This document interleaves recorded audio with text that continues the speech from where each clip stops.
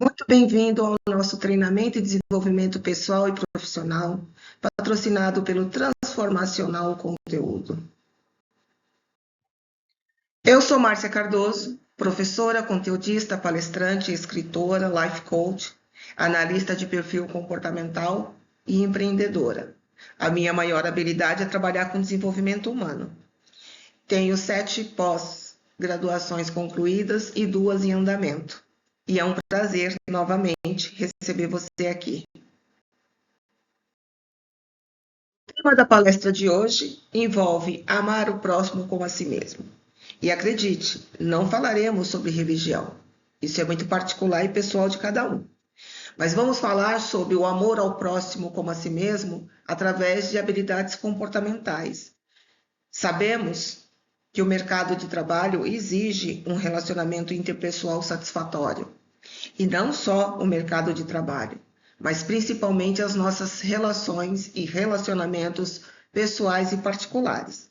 Então, durante o nosso treinamento, teremos alguns objetivos que deverão ser alcançados, como viver em paz, ser feliz e estar em paz.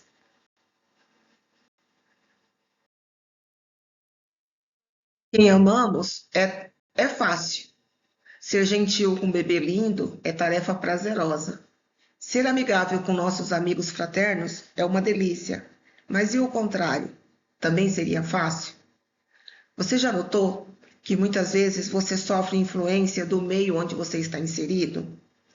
É muito fácil ser bom, generoso, amável, quando todos à nossa volta são amáveis e fofos.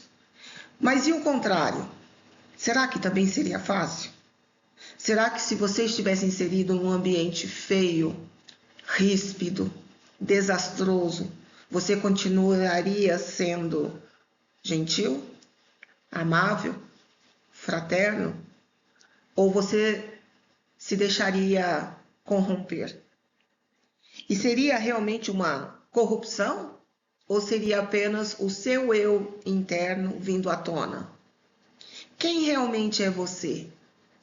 Você é aquela pessoa que é agradável e amável, porque todo o entorno é agradável e amável? Ou você realmente é aquela pessoa destemperada, ríspida, grosseira, e que quando está num ambiente amável, você se deixa levar e se torna também uma pessoa amável? O contrário também pode ser verdadeiro. Você pode ser uma pessoa muito doce, muito amável, e quando colocada num ambiente ríspido e grosseiro, você acaba se influenciando e se deixando levar. Mas qual seria a sua verdade? Quem realmente é você? É muito fácil nós sermos bons, gentis, amáveis, com quem não são gentis e amáveis. E quando as pessoas não nos tratam desta maneira, como é que nós nos comportamos? Como é que nós reagimos? Por que é importante você fazer esse tipo de reflexão? Porque, observe, quando você está dentro de um ambiente hostil, todo mundo se torna hostil, inclusive você se torna hostil. Será que você consegue manter a sua capacidade de equilíbrio, de ponderação, mesmo quando você está num ambiente hostil? Hoje nós vamos fazer uma reflexão sobre o nosso autoconhecimento. Até que ponto nós sabemos realmente quem nós somos? Você já viu aquela situação quando está todo mundo muito nervoso, muito desequilibrado, aí chega uma pessoa que é uma paz em pessoa e ela não se deixa influenciar? Esse é o estado que nós desejamos alcançar, onde a influência externa não tire a nossa paz interna. Esse será o principal objetivo do nosso treinamento, que a gente consiga se conhecer o suficiente para poder dominar as nossas emoções de tal forma que mesmo quando formos colocados à prova, ou seja, num ambiente hostil, a gente permaneça na nossa paz, no nosso equilíbrio, totalmente centrado, amável, gentil e cortês. Será que nós vamos conseguir?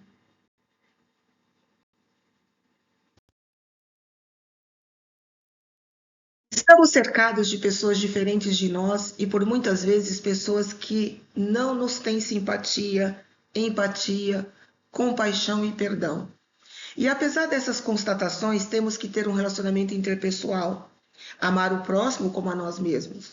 Sabemos que essas não são tarefas fáceis, principalmente quando o próximo nos irrita, nos desequilibra e nos afeta negativamente. Mas então o que fazer? Descumprir o grande mandamento e viver isolado? O que vamos discutir hoje não é um mapa 100% único, pois devem existir outros mapas. Mas há ferramentas que amenizam nosso sofrer diante do próximo. E a grande maioria crer que todo sofrimento advém do próximo, de forma direta ou indireta. A gente sempre culpa o outro pelaquilo que nos acontece. Será isso uma verdade? E se todos nós vivêssemos em uma ilha, a quem culparíamos por nosso sofrimento? Com quem iríamos nos indispor? Eu trouxe aqui essa provocação, é um livro, e o título do livro é Cercado de Idiotas. Muitas vezes nos vimos assim, né? Nos olhamos como se todos os outros fossem os idiotas, os culpados, menos nós. Nós somos o alecrim dourado que foi semeado, não é verdade? O outro é sempre errado. Mas existe uma máxima que diz assim: 10% é aquilo que os outros fazem contra nós. 90% é como nós reagimos. Se eu atribuo 10% ao que o outro faz a mim, ele não tem poder sobre mim. Então, as minhas reações grosseiras, ríspidas, não vêm do outro, vêm de mim. Se eu aceito a máxima de que 10% é o que os outros fazem contra mim e 90% é como eu reajo, quando eu estou reagindo, eu estou falando da minha essência. Como é que você reage diante de um ambiente hostil? Você é aquela pessoa que se mantém equilibrada, calma, ou você reage, só reage? Reação, sabe? Então, se o cara é grosseiro com você, você é grosseiro com o cara. Se o cara te xinga, você xinga. Se a caixa do supermercado foi mal educada, você é mal educada. É assim que funciona? Então, de repente, a culpa não está no outro. De repente, nós não somos cercados de idiotas. De repente, nós é que temos um comportamento pouco aceitável. Mas será que você está disposto a olhar você mesma no espelho? E olhar para si e falar, realmente, eu poderia ter agido melhor, eu poderia ter agido diferente. Independente do outro ser grosseiro ou não, eu poderia ter me comportado melhor. Você faz essa reflexão todos os dias? Esse tipo de reflexão eu chamo de reforma íntima. Toda noite antes de dormir, você reflete sobre as suas ações e você fala, graças a Deus, hoje eu fui 1% melhor do que eu fui ontem. Tente se melhorar 1% ao dia. Já seria o suficiente. Será que o isolamento traria a paz e a tranquilidade que almejamos? Provavelmente não. E sabe por quê?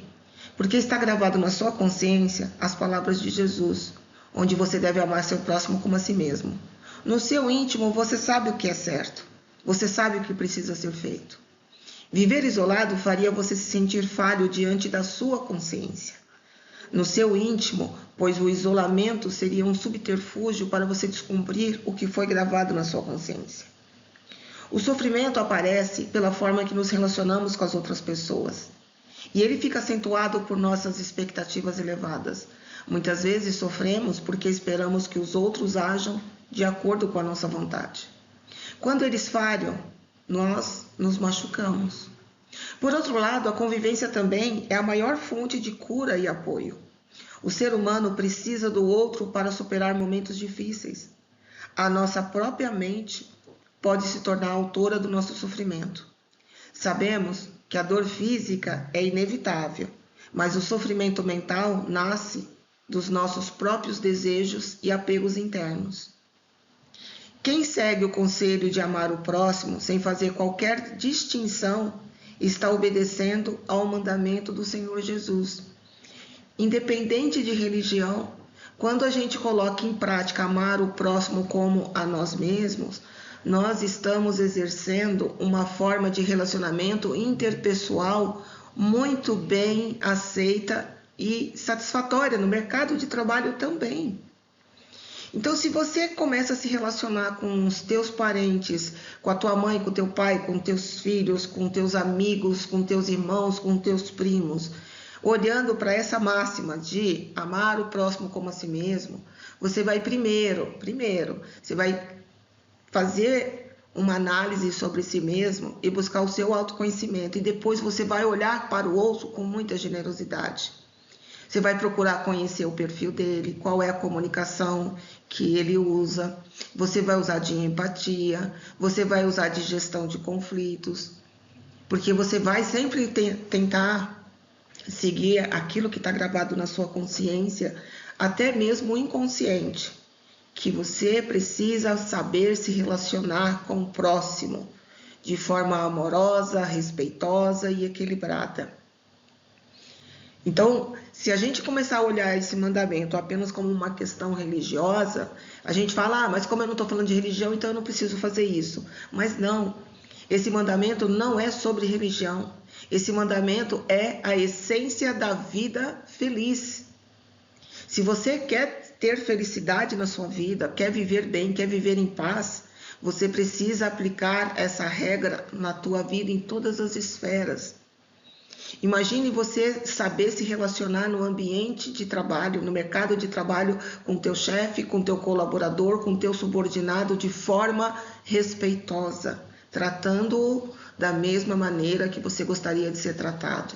Ou, no mínimo, tratando ele da maneira com que o perfil dele necessita que seja tratado. Porque é diferente, né? Eu não posso tratar a todos do jeito que eu gostaria que me tratasse, porque o meu perfil é um. E se o seu perfil é diferente do meu, eu tenho que tratar você do jeito que você se sente bem, não do jeito que eu gostaria que você me tratasse. Mas eu posso sim amar você da mesma forma que eu me amo, respeitando as suas escolhas, respeitando as suas decisões, respeitando o teu perfil. É sobre isso o treinamento.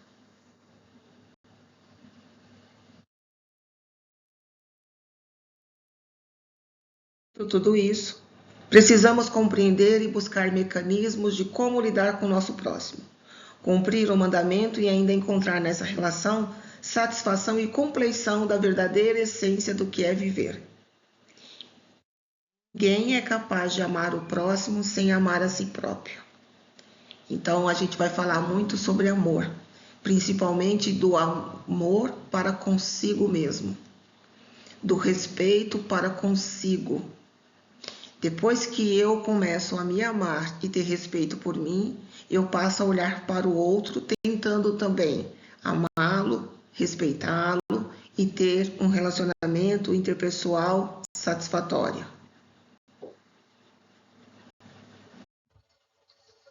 Partiremos do ponto inicial, de nós para o próximo, através do autoconhecimento.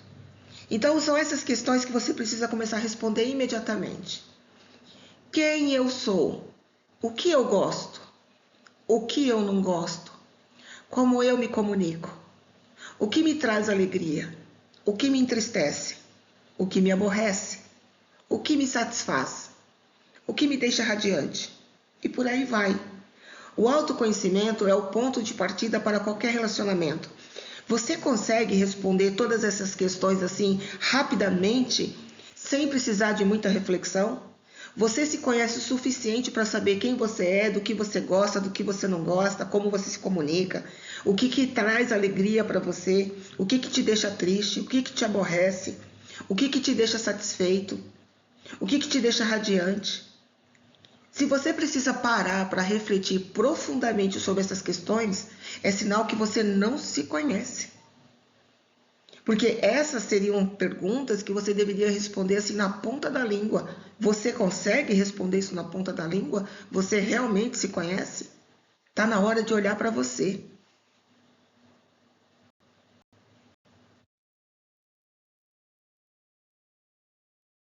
Superada essa fase inicial, Passamos a analisar o outro para poder compreender suas decisões, seus comportamentos, suas perspectivas, suas expectativas, mas de que forma? Através do processo de empatia.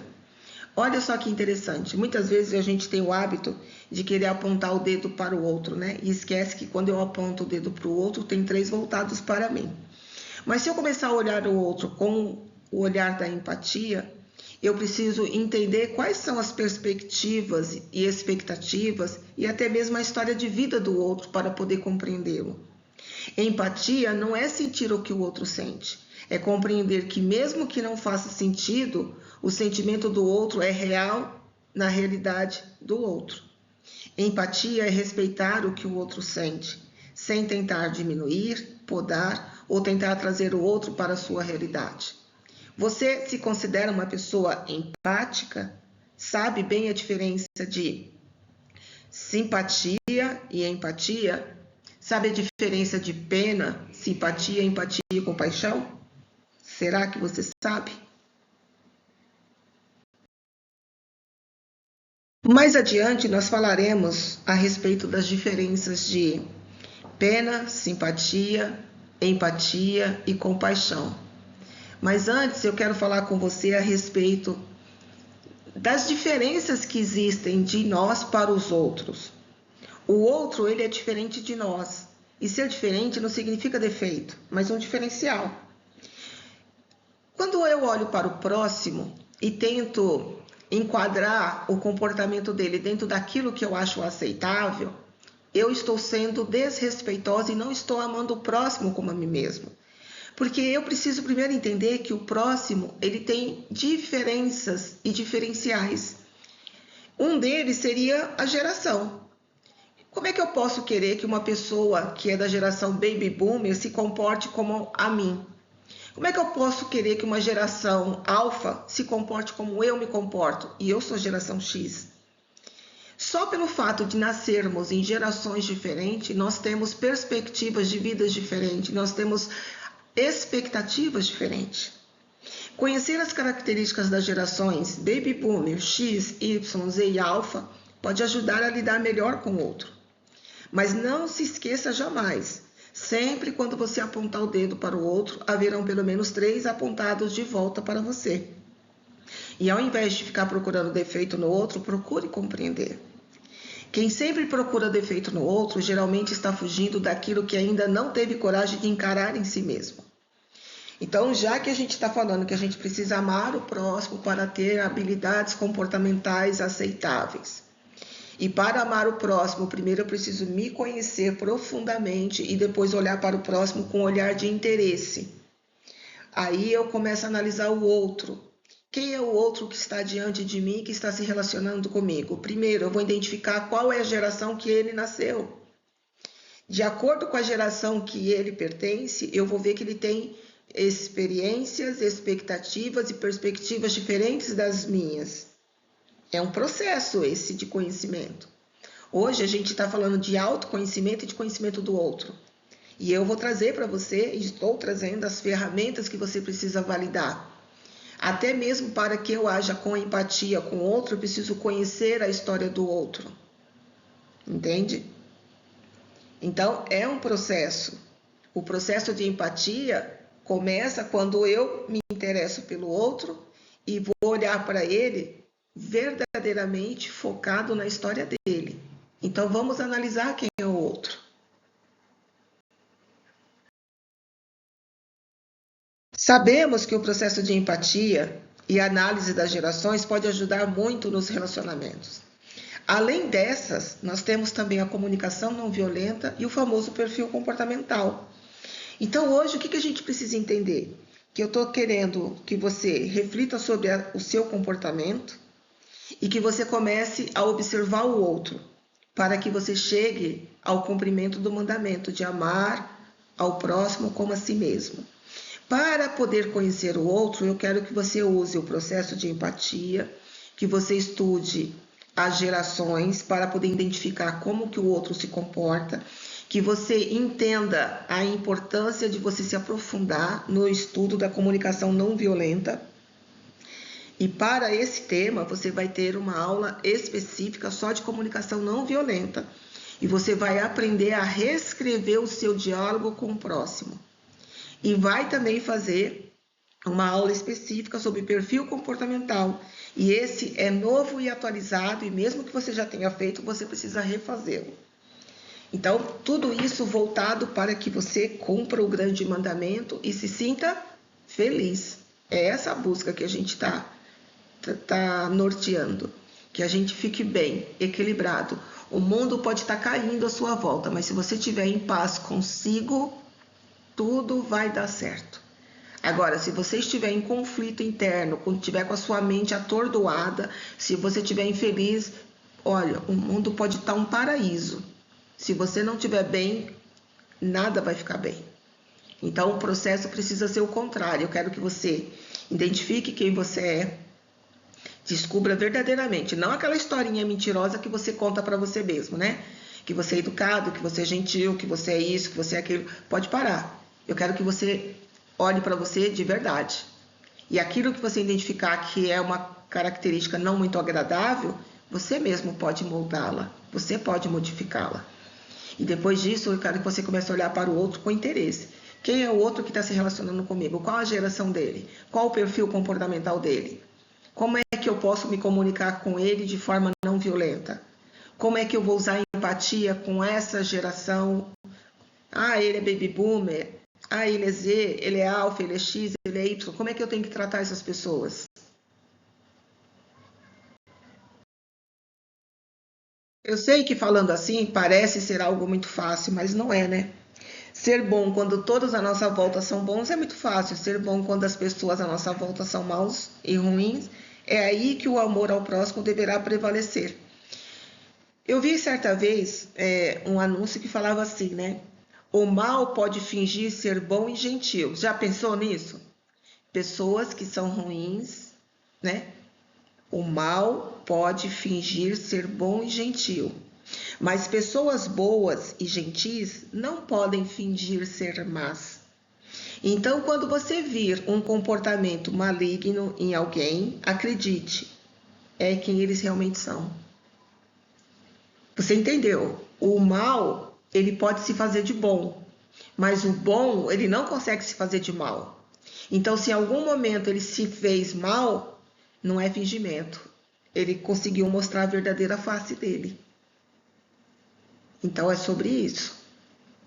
Então, se de vez em quando você representa um personagem o tempo todo, você finge ser bonzinho o tempo todo, e depois você fala assim, de repente eu tive um desequilíbrio e eu mostrei que eu era mal, e foi por um acaso. Não, não foi por acaso. Você estava fingindo ser bonzinho o tempo todo, porque realmente a sua essência é ser mal e você mascara. É ruim saber disso, né? Então você tem que fazer uma análise profunda sobre o seu comportamento, porque você jamais poderá ser confundido como mal. E se você está tendo algumas atitudes que você fala isso é negativo, isso é mal, muda. Muda isso.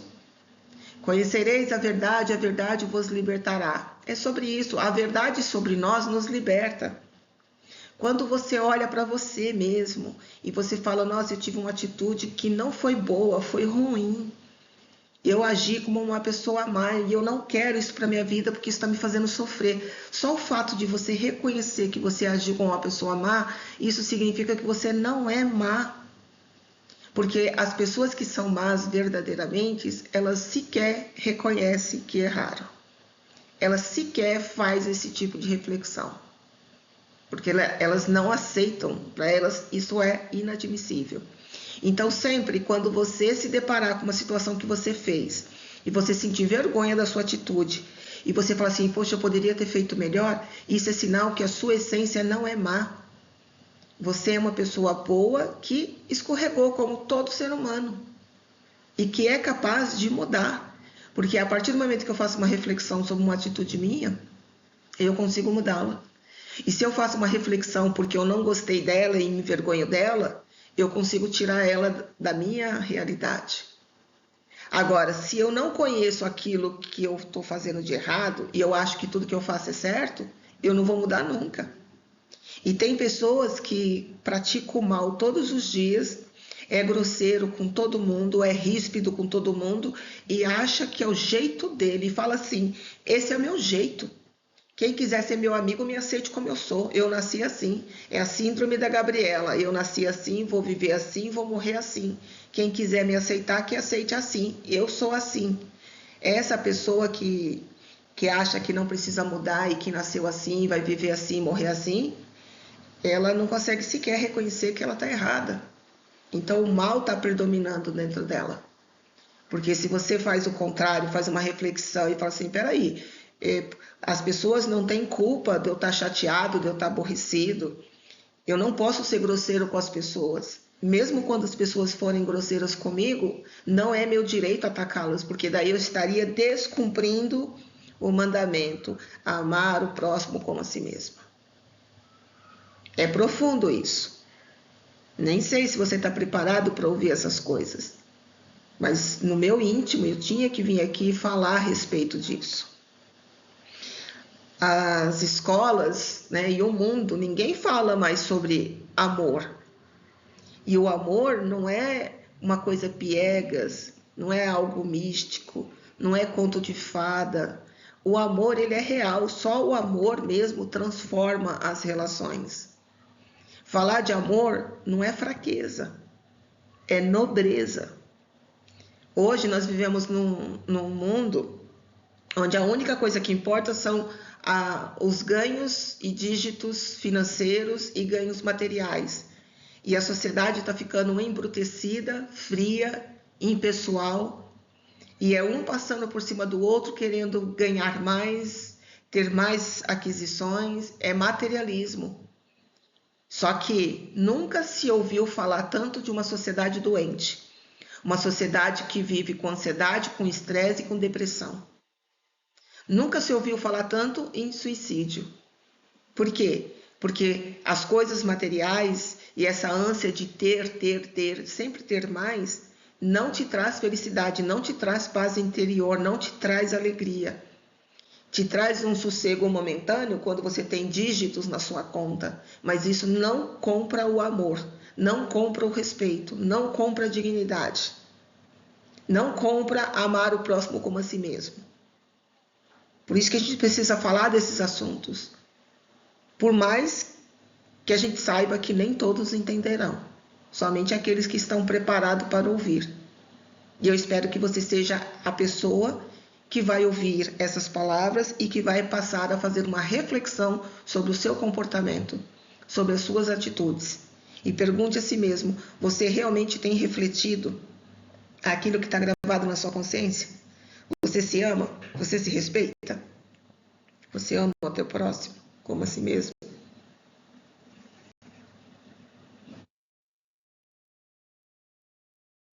Para ser alguém de verdade, é necessário ser colocado à prova. É o mesmo de você querer saber se alguém é honesto o suficiente para não te roubar. Como saber sem testar? É necessário colocar essa pessoa em contato com valores financeiros altos, médios, baixos, altos novamente, e observar como ela vai lidar com esses recursos, se vai ser fiel ou desonesta. O mesmo ocorre com a fidelidade masculina e feminina. Ser fiel em uma ilha sozinho é fácil. Ser fiel rodeado de mulheres incríveis e homens espetaculares é outra coisa. Viver testando o outro, isso seria viável? Claro que não. Seria infinitamente exaustivo. Jamais se coloque em uma posição de juiz quanto ao outro. Também somos imensamente falhos e não iríamos querer que o outro nos julgasse. Portanto, que cada um cuide de si, eis aí o caminho a seguir. Essa história de ficar querendo testar o outro, julgar o outro, colocar o outro numa situação duvidosa só para ver qual seria a reação dele, quem nos fez juízes para agir dessa forma? Isso não seria correto. Nós temos que sempre olhar para o próximo esperando que ele entregue o seu melhor e não esperando o pior dele. A grande pergunta que não quer calar: quem nós somos quando não há ninguém olhando? A certeza de quem nós somos deve ser o principal ponto de partida para saber como lidar com o próximo, com o outro. Não há como atender a essas expectativas e compreender todas as perspectivas que o outro mantém ao longo da sua vida. Isso se tornaria muito cansativo para cada um de nós. Mas o básico que irá nos ajudar nesta jornada é conhecer com profundidade as características das gerações, dos perfis, conforme mencionei ainda há pouco. E eu pergunto para você, quem é você quando ninguém está olhando?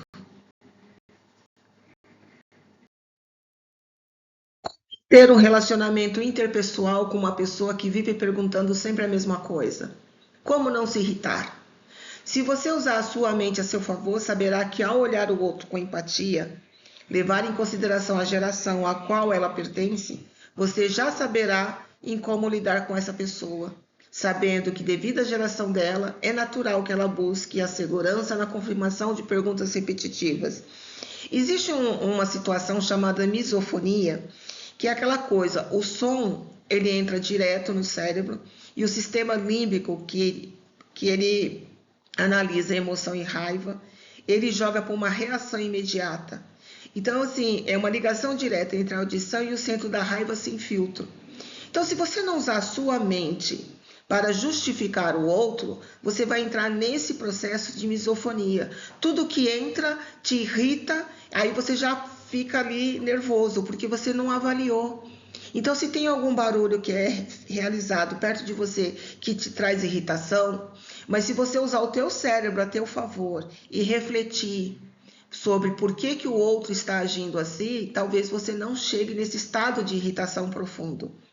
Agora, se você não usa o teu cérebro a teu favor, e eu digo sempre, quanto mais você tentar justificar o outro para si mesmo, menos você vai entrar nesse processo de misofonia, que é tudo aquilo que entra pelo teu ouvido e já sai com irritação. Não, tudo que entra pelo meu ouvido, o meu cérebro faz uma análise e ele fala, peraí, ele está agindo assim por causa disso, por causa daquilo, aí pronto, aí eu já não vou ficar tão irritada. Então comece a usar as armas que você tem. Você tem um cérebro maravilhoso, que se você colocar ele para trabalhar a teu favor, tudo aquilo que te irrita, deixa de te irritar. Por exemplo, tem pessoas que só andam arrastando o pé, e isso nos irrita profundamente. Aí a gente precisa também entender qual é o perfil comportamental dele, de que geração ele pertence, por que será que ele arrasta o pé? Ah, tá, talvez ele esteja cansado, ah, talvez ele não tenha tanta flexibilidade para caminhar sem fazer barulho. Quando você começa a justificar o outro, a tua irritação diminui. Então, assim, justificar o outro não é para resolver a vida do outro, é para que você sofra menos. Já tentou fazer isso? Eu não estou dizendo aqui que isso é satisfatório e fácil de fazer, mas eu estou dizendo que ao conduzir minha mente para justificar o comportamento do outro, o meu sofrimento, a minha irritação diminui. Em contrapartida, o outro se sente mais acolhido e amado por mim. A nossa jornada começou com o autoconhecimento e o aprofundamento no conhecimento sobre o outro. Caráter é aquilo que você é quando ninguém está olhando. Quem é você? Eu insisto nessa tecla, amar o próximo como a si mesmo através das habilidades comportamentais. Isso é possível? Sim, porque nós temos que desenvolver as nossas habilidades sociais. Qual é a correlação entre esse mandamento bíblico e a vida profissional e pessoal? Se eu tenho que ter habilidades sociais, logo vai ficar muito mais fácil para eu conseguir viver em paz e ser feliz se eu colocar a máxima de amar o próximo como a mim mesmo. Então, automaticamente, vou desenvolver as habilidades sociais. E habilidades sociais é um dos pilares da inteligência emocional, caso você não saiba. Como você poderá amar o próximo como a si mesmo? Você percebe que para cumprir esse mandamento, você precisa primeiro se conhecer profundamente para saber lidar com as próprias emoções e sentimentos que surgirão ao se relacionar com outro? Então, para amar o próximo, você precisa se conhecer. De novo, conhecereis a verdade vos libertará, principalmente a verdade sobre si mesmo. E quem já não ouviu falar de Sócrates, né? Conhece-te a ti mesmo. É o antigo aforismo grego. É um convite eterno para a autorreflexão e o autoconhecimento. Ele nos lembra que compreender nossas emoções, valores e motivações é essencial para evitar decisões impulsivas, tomar as rédeas da própria vida e agir com autenticidade. Essa imagem aqui ela é muito bacana, né? Porque olha só, você tira o próprio rosto, conhece-te a ti mesmo, olha para você. Você já fez isso hoje? Tem feito isso com você com frequência? Você poderá amar o próximo como a si mesmo, usando as 4 virtudes cardeais de Sócrates para sua vida boa e justa. Precisa usar de sabedoria, temperança, coragem e justiça. Sabedoria, saber que você não sabe nada. Isso abre a mente para aprender. Justiça, agir de forma correta e não fazer o mal. Coragem, enfrentar o medo e defender o que é certo. Temperança, ter autocontrole e equilíbrio. Se você usar as 4 virtudes cardeais de Sócrates para lidar com o próximo, você automaticamente estará amando o próximo como a si mesmo. Porque eu tenho certeza que você gostaria de ser tratado com justiça, com coragem, com temperança e com muita sabedoria. Sim ou não?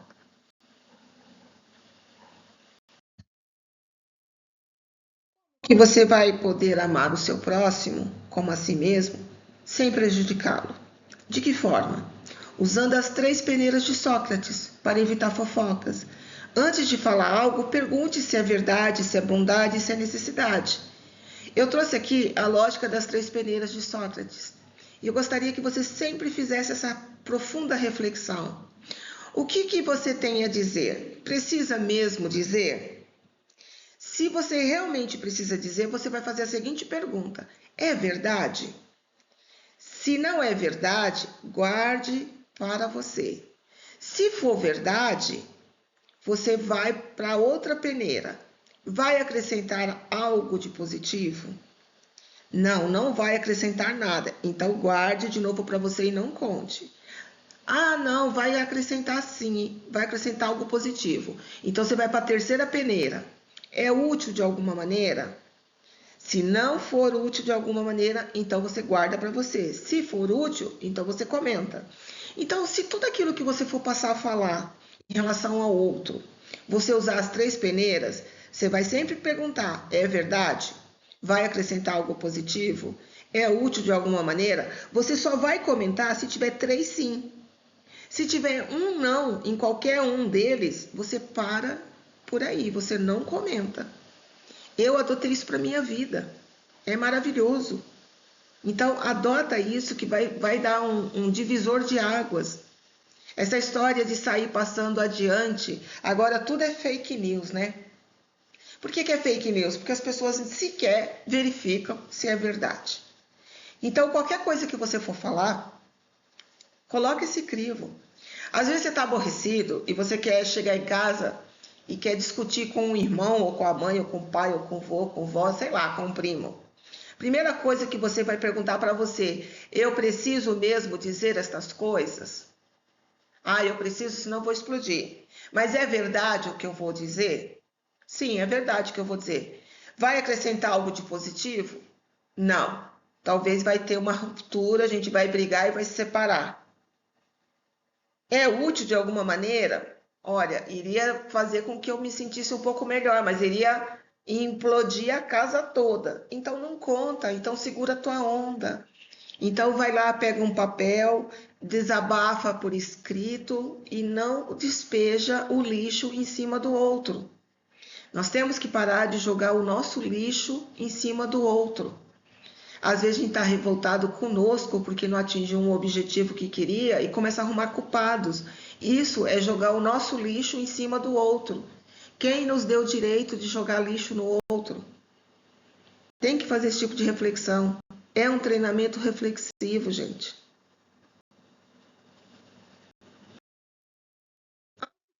Conhecer o comportamento do próximo, você estará desenvolvendo um relacionamento interpessoal satisfatório.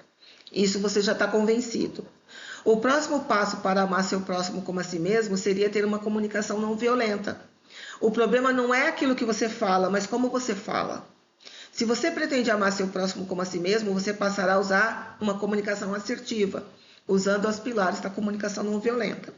Presta atenção, você precisa fazer a aula completa de comunicação não violenta, porque nesta aula eu ensino exatamente como você deve fazer os seus pedidos, como você deve se comunicar com o outro. Então, aqui eu estou dizendo para você que você precisa dessa aula, mas eu não vou explicar para você como se dá a comunicação não violenta agora, porque requer realmente de profundidade. A girafa, ela é vista como símbolo da comunicação não violenta, e você sabe por quê? Porque ela tem as orelhas grandes para poder escutar com empatia. Ela tem um longo pescoço para ver além dos julgamentos e partilhar esta consciência. O maior coração que existe é o da girafa, até mesmo para poder bombear o sangue para a cabeça, né? A comunicação não violenta é a linguagem do coração, e os cascos da girafa expressam suas necessidades com autenticidade. Então é tudo muito verdadeiro, muito assertivo. Não deixe de fazer a aula de comunicação não violenta, que faz parte de um dos temas desse treinamento.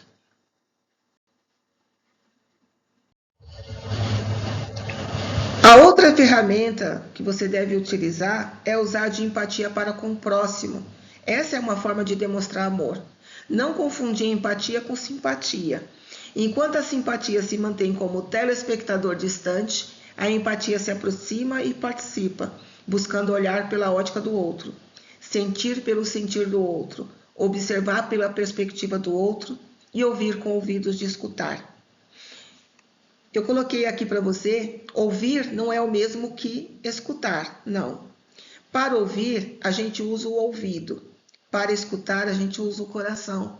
É foco total. Tem um monte de gente que ouve, mas não escuta. Os próprios animais, né? Você já viu o cachorro quando ele está andando, né? De repente ele levanta a orelha, ele ouviu alguma coisa. Quando ele levanta a orelha, ele não está só ouvindo, ele está colocando foco, ele está escutando. Quantas vezes a gente fala com as pessoas à nossa volta, a gente percebe que ela escuta, aliás, ela ouve, mas ela não escuta. Ela ouviu a sua boca mexer, né? Ela prestou atenção, ela viu o que você estava falando, mas ela não conseguiu escutar uma palavra sequer. Aí depois você olha e fala assim, você ouviu o que eu falei? Sim, mas dá para você repetir? Ou seja, ela simplesmente ouviu, ela não escutou. Então existe muita diferença. Trouxe aqui de novo, né? A diferença em ouvir e escutar é gigante. Enquanto o ouvir é uma função do ouvido, o escutar é ouvir com foco e atenção total. Ouvir é um sentido fisiológico, é captar sons através da audição, é o ouvido que faz isso. Escutar é um ato intencional, envolve atenção, linguagem e interpretação. Você pode ouvir alguém falar e mesmo assim não escutar o que foi dito. Já escutar exige que você ouça bem para compreender com clareza. Então, se você fica irritado com as pessoas que você fala e ela não escuta, é porque ela usa a função do ouvir, mas ela não usa a função de escutar. E é treino, né? Se ela quiser realmente ter respeito por você, ela vai passar a te escutar e não só ouvir. Mas para isso ela precisa aprender isso que você está vendo aqui hoje. Assim que chegar em casa, conte para ela qual que é a diferença de ouvir e escutar. O ouvir é a função do ouvido e escutar é a atenção, é foco total, é ouvir com o coração. Se eu chegasse aqui hoje e perguntasse assim, você é empático? Todo mundo ia dizer que era empático. Mas você sabe bem a diferença? Simpatia é sentir pena ou dó, sem se envolver. Empatia é sentir com. A simpatia mantém distância, a empatia cria conexão e a compaixão é vamos juntos. Nessa imagem que eu coloquei aqui para você, fica muito claro o que é a simpatia. A simpatia você olha, né? Eu estou aqui para o que você precisar, mas não se envolve, é da boca para fora. A empatia, ela já coloca um pezinho dentro, ela já começa a se envolver um pouco mais. Eu imagino como seria passar por este momento difícil. Então, ela sente a dor do outro. Já a compaixão, ele faz junto, ele age.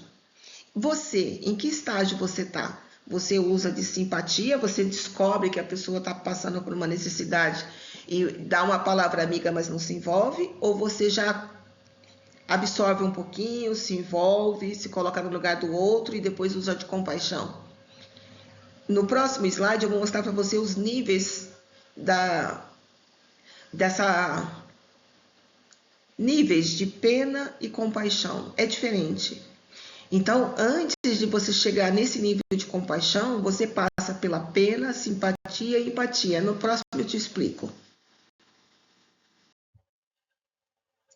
Olha aqui, ó. A pena, ela está dentro da simpatia, assim como a simpatia está dentro da empatia e, consequentemente, todas elas estão dentro da compaixão.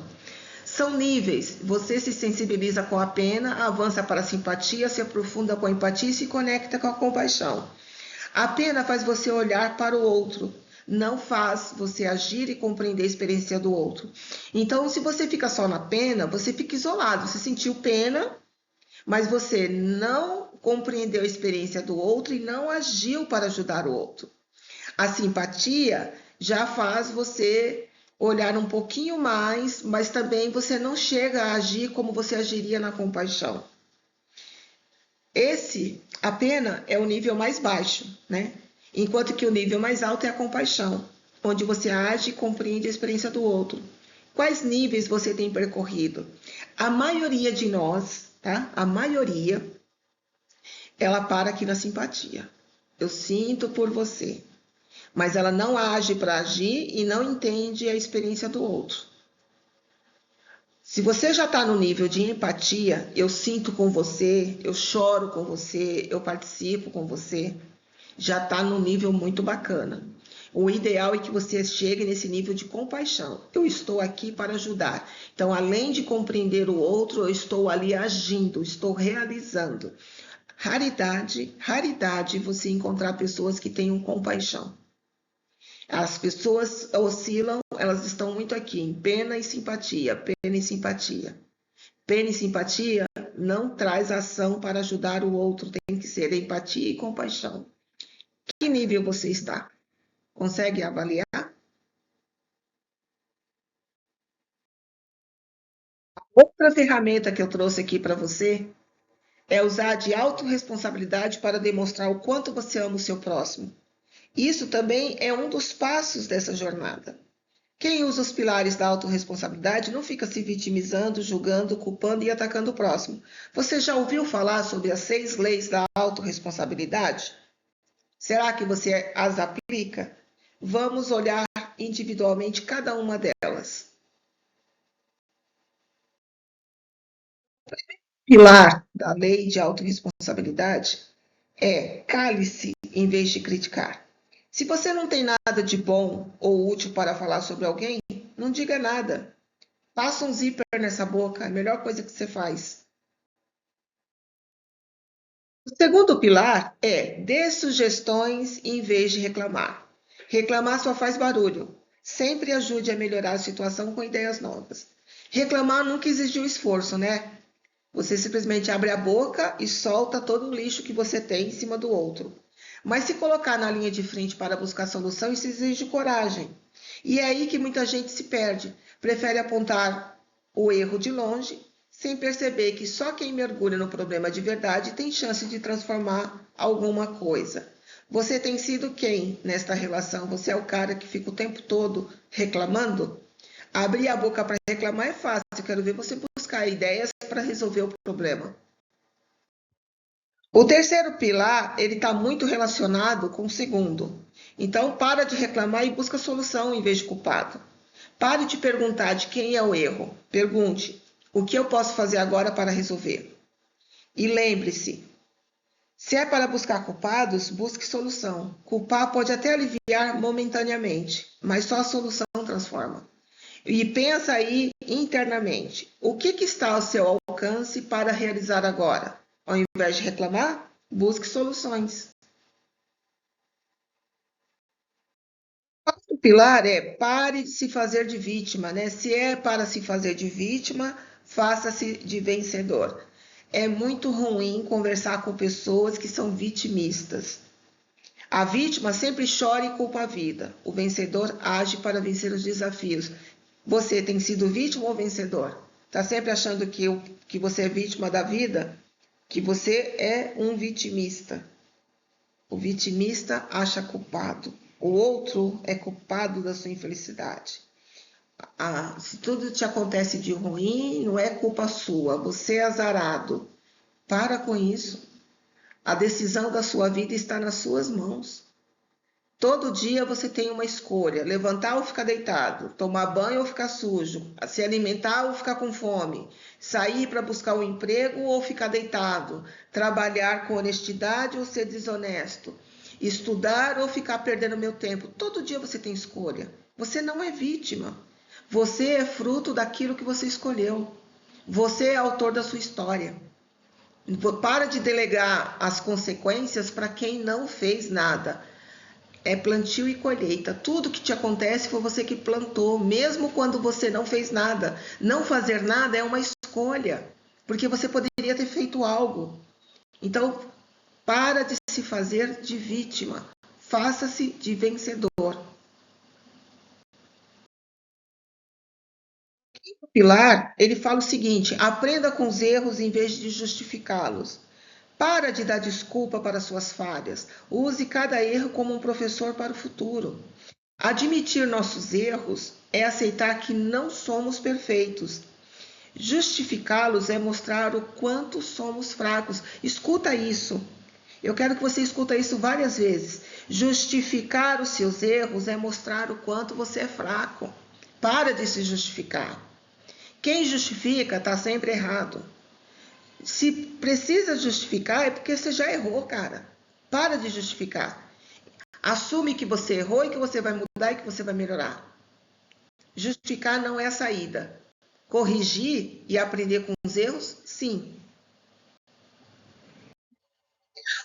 O último pilar das 6 leis da autorresponsabilidade é um conselho. Ao invés de você julgar a pessoa, julgue as atitudes em vez de julgar as pessoas. Ninguém é perfeito. Avalie o que a pessoa fez, mas não ataque o valor dela como ser humano. Julgar uma pessoa é fácil, eu quero ver orar todos os dias por ela. Por exemplo, imagine que você não concorda com uma pessoa que se droga. Então você pode até falar assim: eu odeio os vícios. Mas você não pode odiar a pessoa que é viciada. Ela é um ser humano falho. Então eu posso odiar o vício da maconha, eu posso odiar o vício do cigarro, o vício do álcool. Eu odeio isso. Eu não quero isso na vida de ninguém. Mas eu não posso odiar a pessoa que fuma, eu não posso odiar a pessoa que bebe, eu não posso odiar a pessoa que é drogada. Então você tem que sempre separar. De repente você viu lá uma atitude desonesta. Você fala assim: eu odeio desonestidade. Então a pessoa foi desonesta. Mas você não pode atacar ela, os valores morais dela. Você tem que atacar a atitude. Eu não gostei de você ter desviado esse recurso. Eu odeio essa situação. Mas você não pode odiar o ser humano. Essas são as 6 leis de autorresponsabilidade. Quando você começa a adotar as 6 leis de autorresponsabilidade, a sua atitude diante do outro muda. E já que o tópico nosso é o tempo todo viver bem, ser feliz, viver em paz, amar o próximo como a si mesmo, as 6 leis da autorresponsabilidade vai proteger você de ficar sofrendo por conta do relacionamento com o próximo, porque a sua atitude muda. E quando a sua atitude muda, você para de sofrer.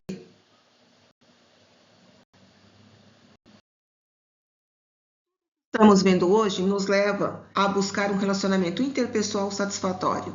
Isso vai depender da capacidade em compreender, conviver, aceitar e interagir com o outro. Para que isso ocorra de forma tranquila e satisfatória, é necessário reconhecer as características das pessoas. As pessoas sofrem influência através da sua geração e também através do seu perfil comportamental. Você sabia disso? Hoje nós convivemos muito mais com as gerações X, Y, Z e Alfa. Vamos ver como se dá o comportamento de cada um. Não há consenso, mas a maioria das referências sobre o tema apresenta da seguinte forma: os nascidos entre 1946 até 1964 são tidos como baby boomers. Os nascidos entre 1965 e 1980 é geração X. A geração Y, ou milênio, é de 1981 a 1996. A geração Z são os nascidos em 1997 e 2010. Você vai encontrar aí geração Z até 2012, tá? Então, como eu disse, não há consenso. E a geração alfa, eles dizem que são aqueles nascidos a partir do 2010. Então, tem muitos estudos aí jogados na rede social que você vai encontrar, mas a maioria das referências sobre o tema apresenta esta classificação que eu estou trabalhando agora.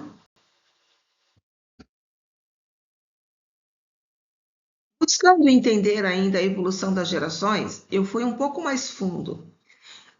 Existe a geração grandiosa, que é de 1901 a 1927.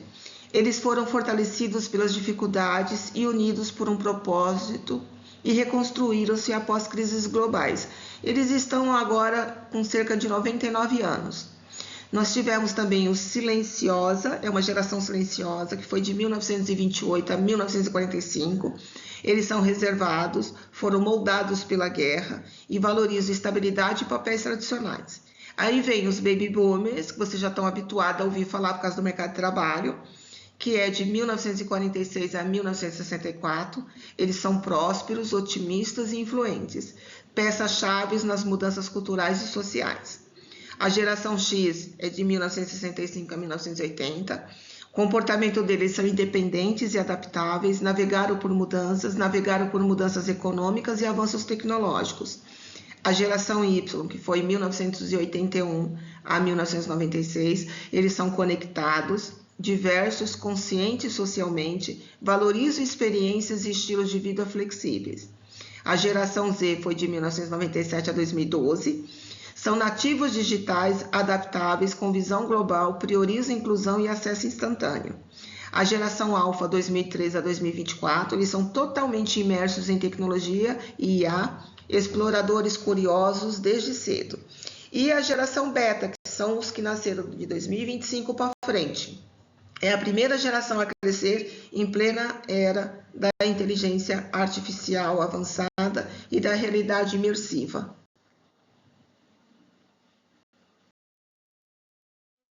Das gerações, normalmente, quando nos referimos ao mercado de trabalho, colocamos o nosso foco nas gerações X, Y e Z. No entanto, o nosso foco de hoje está no relacionamento interpessoal. E há aqueles que têm na família o vovô, a vovó de 99 anos, que têm familiares de 80 anos. E como lidar com essas pessoas? Não é certo achar que eles não importam mais e que não devem ter influência sobre o meio onde estão inseridos. Os idosos não são plantas, não são móveis. São pessoas que, apesar do corpo velho, a grande maioria ainda detém uma mente sadia e com grande capacidade de raciocínio e merece o nosso respeito e cuidado. E você? Você tem na sua casa, no seu relacionamento e na família, pessoas de 70, 80, 90 anos? Como é que é o seu relacionamento com elas? Você entender como é que se dá essa situação da velhice dentro da nossa casa e dos relacionamentos, a população do Brasil em 2025 tinha um total de 213 milhões de pessoas, sendo desses 213 milhões, 30 milhões de baby boomers e aproximadamente 40 milhões da geração X, 70 milhões da geração Y e mais ou menos 45 milhões da geração Z e alfa, algo em torno de 28 a 30 milhões. Então, assim, olha aí a quantidade, é muita gente ainda de todas as gerações convivendo, às vezes, no mesmo espaço, na mesma residência, no mesmo vínculo familiar ou até mesmo no vínculo profissional. Como é que a gente está se relacionando com essas pessoas? Então, se eu entendo que eu tenho que amar o próximo como a mim mesmo, a primeira coisa que eu preciso entender é como é que se dá as características de cada público, de cada geração. Então, além de eu saber o perfil comportamental, que vai ser uma aula específica para isso, eu preciso entender sobre as gerações. Vamos entender as particularidades e características de cada geração para você saber melhor lidar com cada um quando você se encontrar com eles.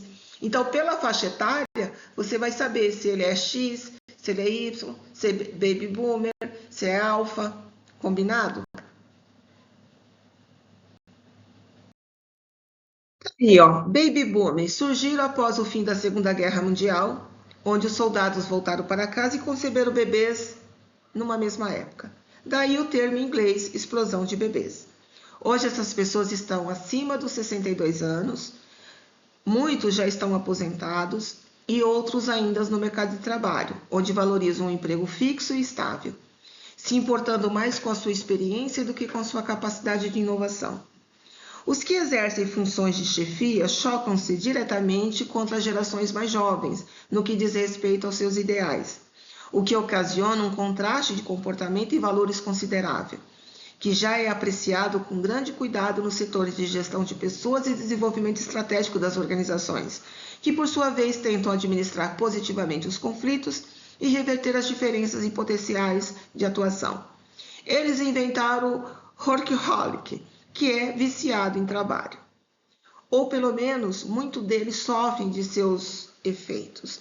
Os baby boomers criaram uma forte mudança social, incluindo o movimento hippie, o feminismo e os direitos civis. Eles são otimistas e automotivados. Quem aqui ainda convive com pessoas acima de 62 anos? Esses são os baby boomers.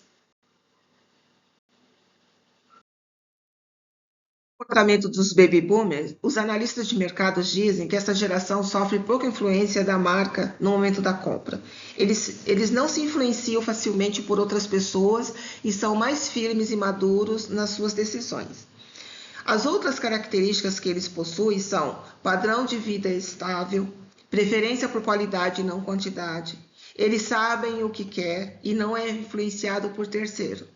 Então, se você se deparar com uma pessoa acima de 62 anos, é inútil você querer convencer ela através de uma marca famosa ou tentar influenciar ela numa tomada de decisão, porque ele já sabe o que quer e eles não são influenciados por terceiros. Saber disso já me traz um diferencial de como lidar com pessoas acima de 62 anos. Não adianta tentar convencê-los. Então, por que você está tendo conflito aí com pessoas de 62 anos acima que moram na sua casa? Porque você quer convencer ele da sua verdade e não adianta, eles não são influenciados por terceiro. Entendeu por que você tem que entender sobre gerações? A geração X são os filhos do baby boomer. Surge já fazendo uso dos recursos tecnológicos promovidos por sua geração precursora. Essa geração inclui aqueles que nasceram a partir de 1965 até o início dos anos 80. Eles estão hoje entre 46 anos e 61 anos. É um grupo identificado como jovem, mas sem uma identidade aparente. Esse grupo enfrentaria um mal incerto, um futuro aparentemente hostil. Acontece que a geração X cresceu, teve ideias, esqueceu-se dos problemas que lhes foram empregados e foi fazer carreira no mercado. Essa geração viu surgir o computador pessoal, a internet, o celular, a impressora, o e-mail. E você, conhece pessoas da geração X e convive com elas? Grande parte dessa geração chegou à sua idade adulta com sonhos e descobriu que muitos deles não passariam de sonhos, pois o caminho é longo e o preço é bem alto. Enquanto isso, ele vira os seus filhos crescerem em um mundo diferente do que eles conheceram quando jovens. E as principais características da geração X é que eles buscam a individualidade sem a perda da convivência em grupo. Tem uma maturidade e escolha de produtos de qualidade e inteligência. Ruptura com as gerações anteriores e seus paradigmas. Busca maior por seus direitos. Preparação e preocupação maior com as gerações futuras e procura de liberdade. Então, a geração X, normalmente representada aí pelos pais de hoje em dia, né? A maioria, está sempre buscando a individualidade sem perder a convivência em grupo. Isso é bem bacana. E é a geração que mais busca pelos seus direitos. Então, aprenda a lidar com ela. A geração milênio, ela compreende aqueles que nasceram na década de 80, entre 1981 e 96. Hoje eles estão entre 45 e 30 anos. É a geração da liberdade e da inovação. Foi a geração que se desenvolveu em uma época marcada pelo avanço da tecnologia e prosperidade econômica. As crianças da geração Y cresceram tendo o que muitos de seus pais não tiveram, como TV, né? TV a cabo, videogames, computadores e muito mais. A geração Y cresceu rodeada de facilidades oferecidas por seus pais, que obviamente queriam dar uma vida melhor do que aquela que tiveram. Se a geração X viu a tecnologia nascer, foi a vez da tecnologia ver a geração Y nascer e os acompanhar desde pequenos. Jovens desta geração têm como hábito ser tão multitarefas, podendo ao mesmo tempo trabalhar em mais de um projeto, responder e-mails, acompanhar as notícias através de algum site, conversar com os colegas de trabalho, conversar com os amigos online, ouvir música e dar atenção às redes sociais. Os jovens da geração Y foram acostumados a conseguir o que querem. Não se sujeitam às tarefas subalternas de início de carreira e por isso lutam por salários ambiciosos desde cedo. É comum que os jovens dessa geração troquem de emprego com frequência em busca de oportunidades que ofereçam maiores desafios e crescimento profissional. A geração Y, ela não quer começar a construir sua carreira de baixo, ela não quer começar no menor cargo, ela já quer começar como líder, como chefe, como dono, como empreendedor. E a maioria dos jovens de hoje em dia é assim, né? Já sonha em começar com um salário satisfatório, com um posto bem colocado, com uma sala, com cadeira, com mesa. E para a geração X não era assim. A X sabia que ela tinha que começar de baixo para chegar no topo. O Y, ele já quer começar no topo e não quer saber das funções de baixo. Mas faz parte, são as características, né? Agora, é claro, com domínio total da tecnologia, eles acabaram se tornando multitarefas. Essa geração é a primeira verdadeiramente globalizada. Ela cresceu com a tecnologia e a usa desde a primeira infância. A tecnologia e os dispositivos móveis permitiram a comunicação entre si, como nenhuma outra geração o tinha feito anteriormente, permitindo partilhar experiências, trocar impressões, comparar, aconselhar, criar e divulgar conteúdos que são o fundamento das redes sociais. Uma das características da geração Y, elas estão sempre conectados, procuram informação fácil e imediata, digitam ao invés de escrever, preferem e-mails do que cartas, vivem em redes de relacionamentos virtuais, compartilham tudo o que é seu, dados, fotos, hábitos, etc. Estão sempre em busca de novas tecnologias. Tem um grande fluxo de informações diariamente. Vocês viram lá que a geração X, ela gosta muito da individualidade, então ela é muito preservada, né? Ela não gosta de se expor. Já a Y, ela divulga tudo que é dela. Ela não tem isso. Há decisões de vida que a geração Y está adiando. A geração Y, ela adia obter um cartão de crédito, ela adia casamento, adia ter filhos, adia sair da casa dos pais e adia comprar uma casa. Diferente da geração X. A geração X, com 18 anos, a pessoa já tinha cartão de crédito, emprego, carro, já estava caminhando para casa própria, já estava com uma aliança no dedo e já estava pensando em ter filhos. O Y não. O Y adia tudo, ele não quer saber disso para agora. São características bem diferentes. Saber disso faz com que a gente aprenda a lidar com o outro. Não adianta eu querer colocar as minhas características no comportamento dos outros. Eu sou de uma geração, eu penso diferente, sinto diferente, perspectiva diferente. E quando eu entendo isso, eu começo a respeitar o próximo.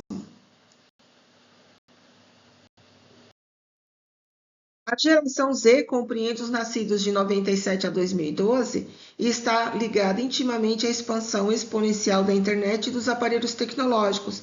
Estão hoje entre 29 anos e 14 anos. São seus irmãozinhos, né, gente?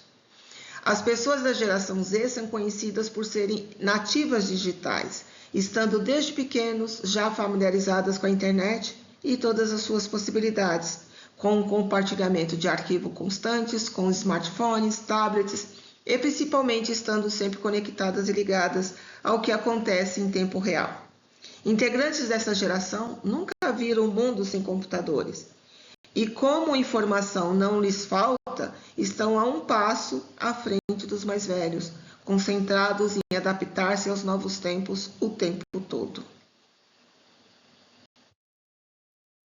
A geração Z é um tanto quanto desconfiada quanto o assunto é carreira de sucesso e seus estudos. A maioria já não acredita mais em fazer uma só coisa para o resto da vida ou passar sua vida profissional inteira em uma só empresa. Algumas características dessa geração: ela é desapego das fronteiras geográficas, ela não tem essa coisa de minha pátria. Para ela, a pátria dela é o mundo. É demasiados ansiosos, eles querem respostas num clique, né? Tudo para ontem. Falta de intimidade e relação social. Então, eles não têm paciência de ter relacionamento e intimidade. Então, imagine, essa geração, a geração Z, eles não querem sequer conversar com pais e avós. Eles têm forte responsabilidade social e têm necessidade extrema de interação e exposição de opinião. Está sempre com necessidade de expor o que pensa, gosta de colocar isso em rede social, mas não tem paciência de falar nem com pai, com mãe, com tio, porque eles não têm interesse na vida do outro, eles são desapegados de tudo. Então, o que você precisa prestar atenção? Se você se relaciona mais com geração Z, vai estudar com profundidade as características dessa geração para você poder interagir com eles. Não adianta querer obrigar uma pessoa que é desta geração a se comportar do jeito que você acha que é correto.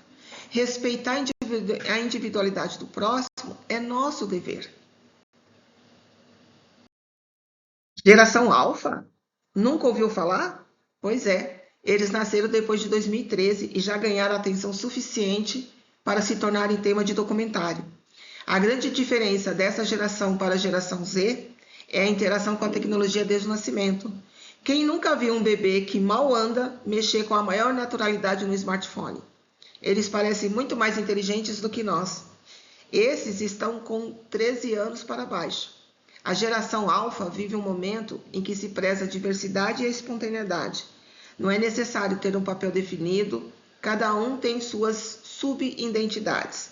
Para as crianças, tudo isso que elas estão vivendo é natural. Nós é que estamos assustados e nem sempre sabemos lidar com tantas mudanças. Características da geração alfa: nativos digitais, tablet antes do lápis, altos níveis de estímulo visual e informacional, menor tolerância à frustração, maior exposição a comparações sociais, ansiedade, irritabilidade e dificuldade de concentração mais presentes, comunicação mais visual do que emocional. Muitas características, né? Em vista de tudo isso, podemos dizer que, independente da geração que você pertença, você precisa ter a capacidade de se relacionar de forma satisfatória, respeitosa com todas as gerações. Conhecer os desafios e as preferências de cada geração fará com que você discorra entre elas de forma leve e prazerosa. É só tentar. Então, eu tenho certeza que dentro do seu convívio você sempre vai encontrar pessoas de todas as idades, avós, tias, mães, pais, irmãos. Então tem que aprender a se relacionar para poder amar o próximo como a si mesmo. E todo mundo quer respeito, não quer? Então que tal começar a respeitar o outro?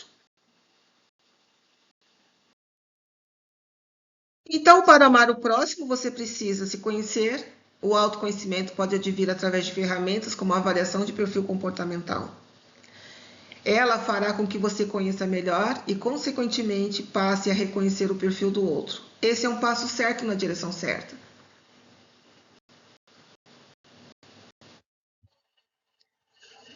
Desejo que você saia desse nosso encontro com algumas reflexões. Responda para si mesmo: eu tenho tido paciência para com os mais velhos, considerando sua geração? Reflita sobre isso. Eu compreendo que as perspectivas do outro são diferentes das minhas e, por isso, eu preciso ser mais compreensivo e generoso em relação ao outro. Eu compreendo que, muitas vezes, tendo a mesma educação e cultura, ainda assim seremos diferentes devido à nossa ótica e ao nosso perfil comportamental. Isso aqui a gente aplica muito para irmãos, né? Às vezes você fala assim, poxa, mas a gente teve a mesma educação e a mesma cultura, por que ele age tão de forma diferente da minha? Por causa do perfil comportamental, por isso que é importante você conhecer o seu e o dele também. Eu não devo julgar ninguém porque eu não vivi as experiências e nem conheço as perspectivas do outro. Você concorda com isso? Consegue entender por que você não pode julgar o outro?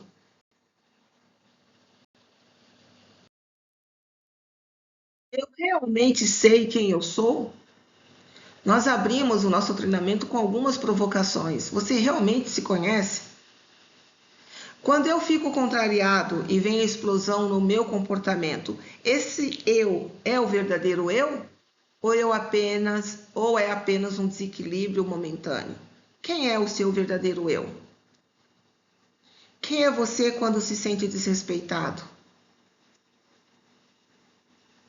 Quem é você quando está com dor? Quem você se torna quando está com fome?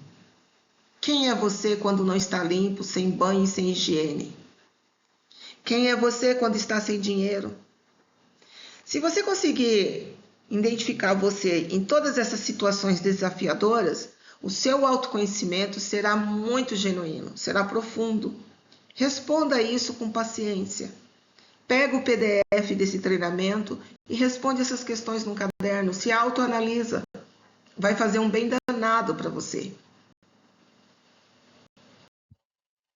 Chegamos ao fim do nosso treinamento de hoje. Discorremos sobre o autoconhecimento, falamos a respeito dos ensinamentos de Sócrates, abordamos as leis da autorresponsabilidade, nos aprofundamos sobre a diferença de pena, simpatia, empatia e compaixão. Vimos a diferença de ouvir e escutar, com riqueza de detalhes abordamos as gerações. E finalizando, mencionamos duas ferramentas para melhor se comunicar com o outro, que é a comunicação não violenta e a avaliação de perfil comportamental. Eu peço sim que você participe dos outros dois treinamentos, que será comunicação não violenta e perfil comportamental. E esse perfil comportamental é novo, eu acho importante você fazer. Então, terminando o nosso treinamento, busque saber os dias e horários que você poderá fazer os outros dois temas.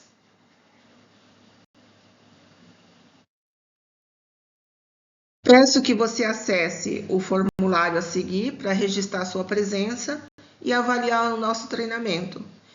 É muito importante que você coloque o seu nome nesse formulário para a emissão do seu certificado. Muito obrigada pela sua participação. Foi um prazer incomensurável estar aqui com você. Gratidão por tudo. Um beijo. Que Deus abençoe.